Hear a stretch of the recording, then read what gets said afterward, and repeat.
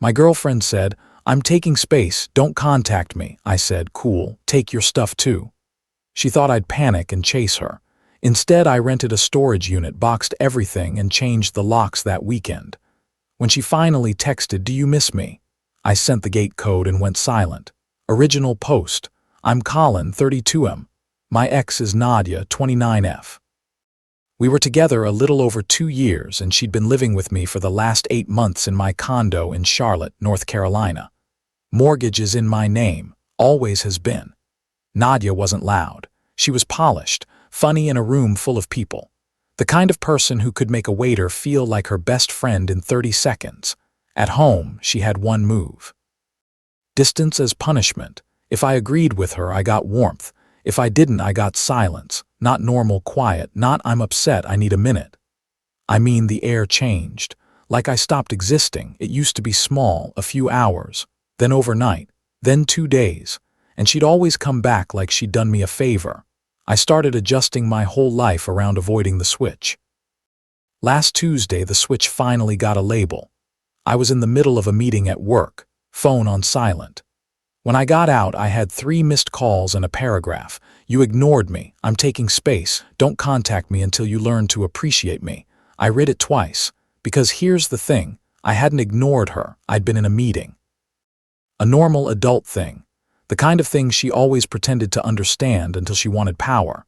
I stared at my screen, calm, no heat in my chest anymore, just clarity. I typed one line: "Okay, take your space, take your stuff too." Sent.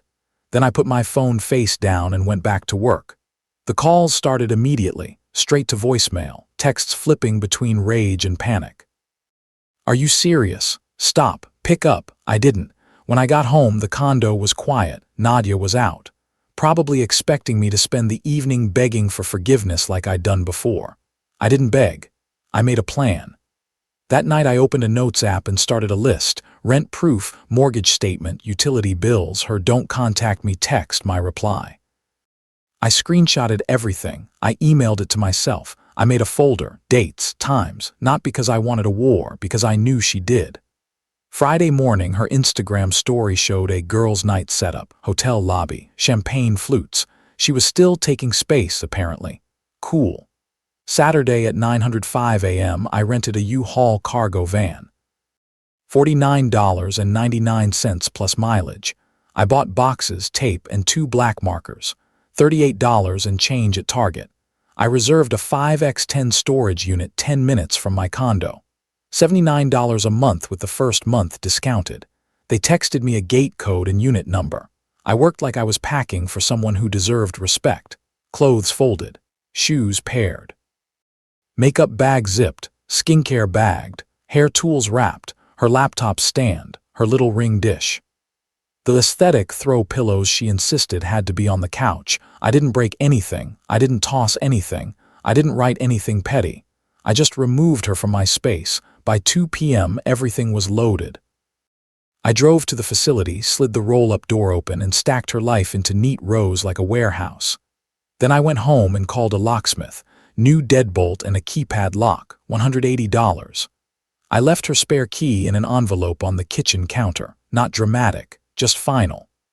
When I sat down on my couch that night, I realized something scary. I could breathe, and I didn't miss her, not even a little.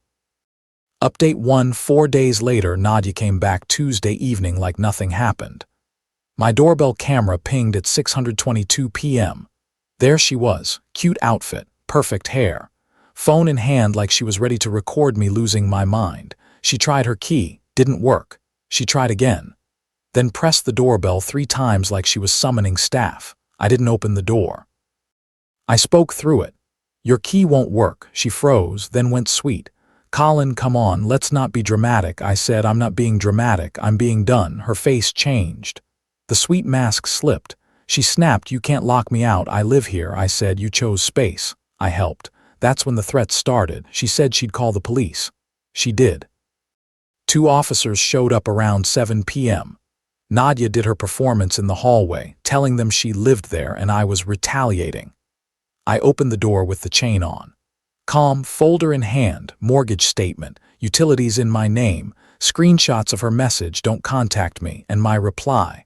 and the storage unit receipt. One officer read the texts, then looked at Nadia like he was tired.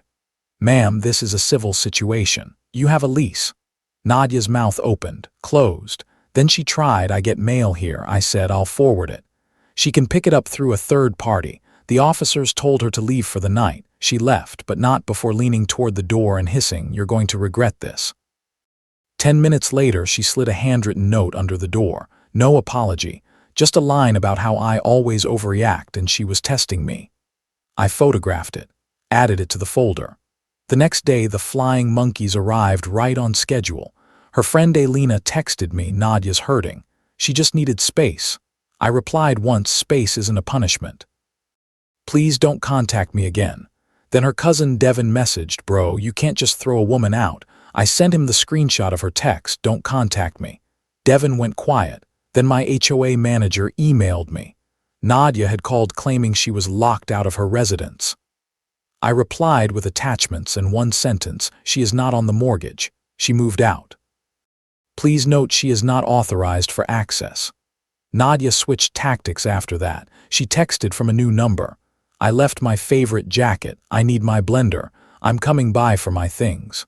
I didn't respond because the truth was simple. Her things were already gone, and she hated that she couldn't force a conversation anymore. That week I slept through the night for the first time in months. No waiting for the next mood shift. No bracing for the next silent treatment. Just quiet. Update 2.5 weeks later. I thought Nadia would get bored once she realized I wasn't chasing her. She escalated instead. First, money. She sent a payment request for $520 labeled, "My share of groceries plus utilities." Utilities were in my name. Groceries were mostly mine. She'd never paid a set amount. She just liked the vibe of "we're building together." I declined it and wrote, "Not agreed. Do not contact me about money again." 10 minutes later, she posted a vague story about being financially controlled. No names. Just enough for people to guess. A mutual friend texted, "Are you okay? Nadia's posting some stuff." I sent the screenshot of Nadia's "Don't contact me" text and said, "That's the whole story." The friend replied, "Oh, she's not telling it like that." I said, "Of course she isn't." Then she went for my job. On Wednesday, my supervisor called and said, "Colin, there's a woman in the lobby saying she's your girlfriend and it's urgent." I said, "That's my ex. Please have security escort her out." Security did.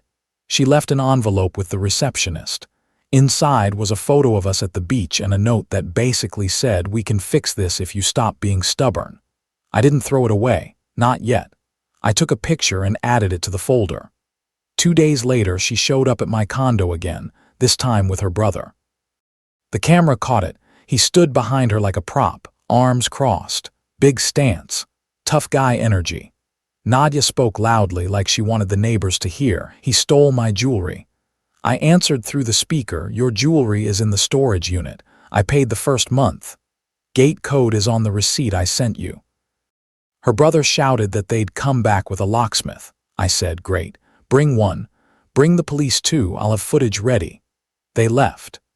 That night, Nadia texted me a screenshot of some tenant rights page and wrote, "You can't evict me without notice." So I did the boring adult thing. I paid an attorney $300 to draft a cease and desist letter. It listed the timeline, referenced the police visit, referenced the workplace incident, and told her to stop contacting me and stop showing up at my home and job. I sent it certified. The letter didn't magically make her accountable. It made her careful. For a few days, silence. Then she tried a softer route. She called my mom, told her I was spiraling and she was worried. My mom called me confused. I forwarded her the screenshots. She read them. Then she said, "Oh, so she tried to train you like a dog." Exactly. My mom called Nadia back and told her, in the calmest voice imaginable, to stop contacting my family. If she showed up again, my mom said she'd file her own report. Nadia didn't call my mom again. Around this time, I started going out with someone new. Her name was Brielle. She's 31. A friend introduced us. Low-pressure dinners, no power games, no tests. When I told Brielle the phrase, "Don't contact me until you appreciate me," she laughed and said, "That's not space. That's control with better lighting. That line stuck with me because it was exactly right. Nadia didn't want peace. She wanted me anxious, she wanted me waiting, and now I wasn't. Final update: about 2 months later, the storage unit was the last loose end. I'd paid the first month, $79. I did it because I wanted a clean break, not because I owed her anything. In late May, the facility emailed me, "Account will go delinquent in 10 days. I forwarded it to Nadia's email with one sentence: "Please transfer the unit into your name." She replied in 3 minutes. "You're really going to let my stuff get auctioned?" I replied, "You're really going to be responsible for your own stuff?" That was it. No arguing, no explaining, no paragraphs. She bounced between rage and tears for a day. I screenshotted it all and dropped it in the folder like receipts. A week later, the facility manager called and confirmed Nadia came in, signed paperwork, and paid. The unit was transferred. The manager said something small that hit hard. He said, "You packed it neatly, made it easy. Most people don't." I thanked him and hung up, then sat in my quiet condo and felt the weirdest kind of pride. Not because I won, because I didn't become her. I didn't scream. I didn't destroy things. I didn't beg. I didn't do a war. I just ended it. I heard through a mutual friend that Nadia's version of the story evolved again. Now it was he abandoned me, and he was cold, and I was scared. I didn't correct it. People who know me saw my calm. People who don't can believe whatever story makes them comfortable. Work got better. I got moved onto a bigger project, more responsibility, more pay. My sleep stayed solid. Brielle and I kept seeing each other. Slow, normal, equal. My condo looks like mine again. No aesthetic rules, no tension hanging in the air, just my space. Here's what I learned: if someone uses distance like a weapon, it's not distance. It's leverage. Love isn't something you earn by panicking correctly.